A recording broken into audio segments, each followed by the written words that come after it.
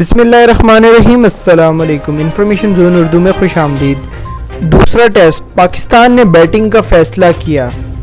سب سے خوشی کی بات یہ ہے تابش خان کا ڈیبیو۔ سیریز کے دوسرے اور آخری ٹیسٹ میں پاکستان نے زمبابوے کے خلاف ٹاس جیت کر بیٹنگ کا فیصلہ کیا۔ قومی ٹیم نے دوسرے ٹیسٹ کے لیے 13 رکنی اسکواڈ کا اعلان کر دیا تھا۔ اسکواڈ میں کپتان بابر اعظم سمیت عابد علی، محمد رضوان، اظہر علی، عمران بٹ، نعمان علی، حسن علی، ساجد خان، تابش خان، شاہین افریدی، حارث، فواد عالم اور فہیم اشرف کو شامل کیا گیا ہے۔ اس سے قبل قومی کرکٹ ٹیم نے پہلے ٹیسٹ میچ میں زمبابوے کو ایک اننگز اور 116 رن سے شکست دی تھی۔ قبل ازاں 3 T20 میچز پر مشتمل سیریز پاکستان نے زمبابوے کو 2-1 سے شکست دی تھی۔ کرکٹ کے چاہنے والوں کے لیے بہت بڑی خوشخبری۔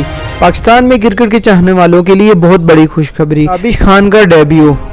تابش خان نے اپنے فرسٹ کلاس کیریئر میں 137 میچوں میں 598 وکٹس لی، جو کہ ایک ریکارڈ ہے۔ سیدھے ہاتھ سے بولنگ کرنے والے تابش خان کا تعلق کراچی سے ہے۔